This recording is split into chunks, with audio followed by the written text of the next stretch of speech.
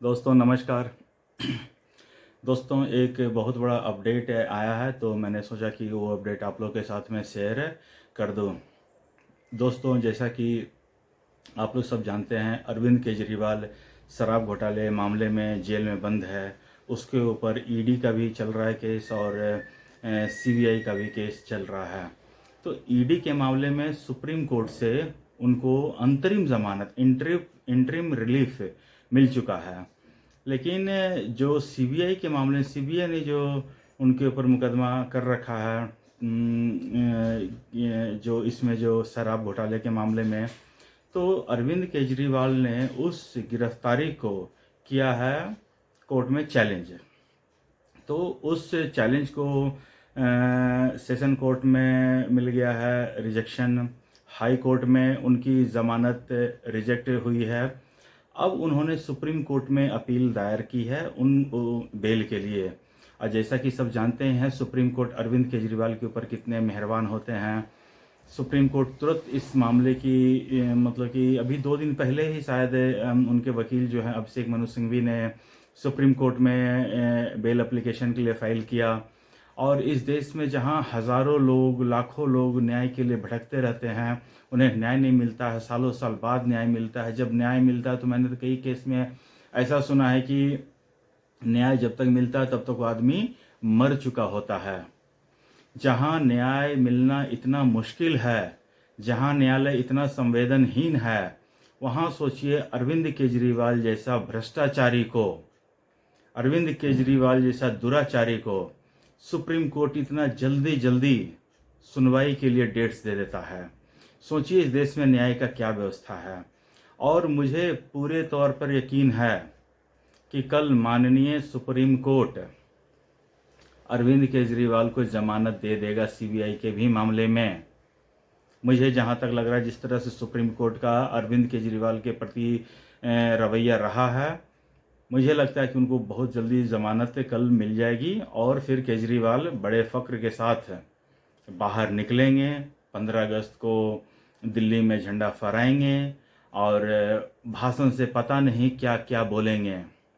वो तो यही सब बोलेंगे कि देखिए जी, हम तो तानाशाह के खिलाफ लड़ रहे थे, मोदी सरकार ने हमको जेल भेज दिया। वो तो सुप्रीम कोर्ट है जिन्होंने हमें जमानत दे दी। लेकिन केजरीवाल आपको पूरी इस बात बताता नहीं है, सच्चाई की बात बताता है। जिस कोर्ट ने जमानत दी है केजरीवाल को, उसी कोर्ट ने केजरीवाल को जेल भेजा हुआ है। किसी को जेल भेजने का काम सरकार का नहीं होता है। सरकार न एजेंसियां होती हैं जो किसी पे आरोप लगाती हैं। एजेंसी का काम होता है कि वो न्यायालय के सामने आपको प्रस्तुत करना।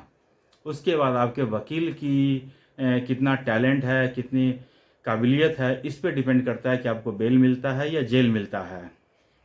अरविंद केजरीवाल 2024 के चुनाव के बीचों बीच उनको गिरफ्तार किया गया था।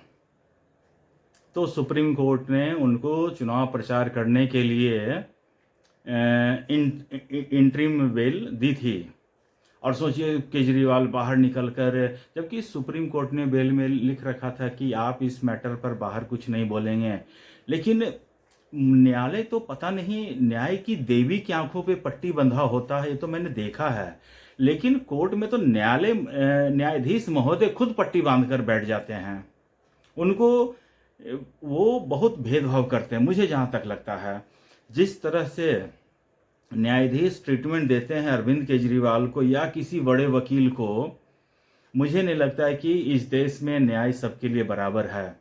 और जब न्याय सबके लिए बराबर नहीं है तो संविधान में एक लाइन लिख दिया जाए ना कि संविधान के आगे सब बराबर नहीं है। लिख दीजिए एक लाइन, बात खत्म हो जाएगा, फिर कोई समझेगा ही नहीं। लिख दीजिए कि इस देश में 2 कैटेगरी हैं, एक अमीर और एक गरीब। गरीबों को न्याय नहीं मिलेगा, वो सड़ते रह जाएंगे, न्याय नहीं मिलेगा। अमीर को फटफट न्याय मिलेगा। आप देखिए लालू प्रसाद यादव चारा घोटाला में आरोपी, सजा याफ्ता, सजा मिल चुकी है।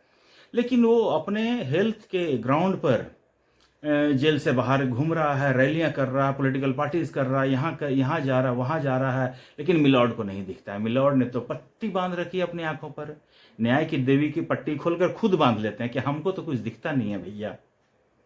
तो इस देश में केजरीवाल जैसा भ्रष्टाचारी, उनके सारे साथी जो भ्रष्टाचारी किए हुए हैं, चाहे वो सिसोदिया हों, चाहे वो संजय सिंह हो, टिकट ब्लैकिया जो है, वो सब जमानत पे छूट चुके हैं। और जमानत मिलना इनके लिए समझ लो कि एक हथियार होता है। वो अपने आप को कहने लगे हैं कि बरी हो गए हैं, हम बेगुनाह साबित हो गए हैं। उनको अब अक्ल है। वो इसी तरह जनता को बेवकूफ़ बनाने का आर्ट इन नेताओं में भरपूर होता है, और इसी आर्ट के बदौलत वो इतने साल तक किसी भी स्टेट के में पर रूल करते हैं।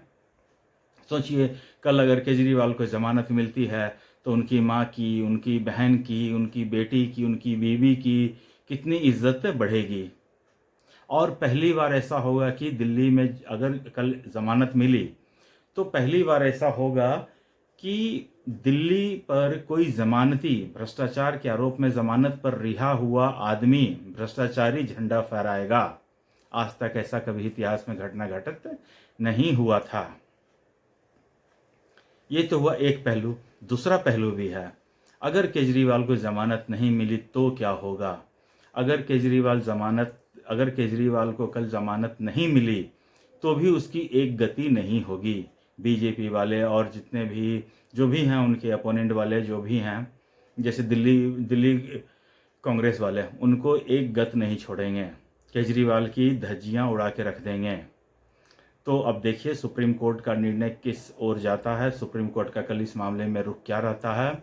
लेकिन मुझे जहाँ तक सुप्रीम कोर्ट की मंशा पे मुझे संदेह होता है, मिलॉर्ड क्षमा के साथ क्षमा प्रार्थी हूँ मैं, लेकिन अब जो संदेह हो रहा है तो हो रहा है, मैं क्या कर सकता हूँ। लेकिन आपकी जय, मिलॉर्ड की जिंदाबाद।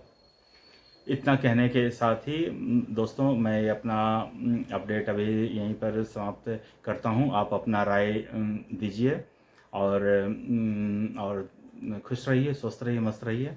नमस्ते।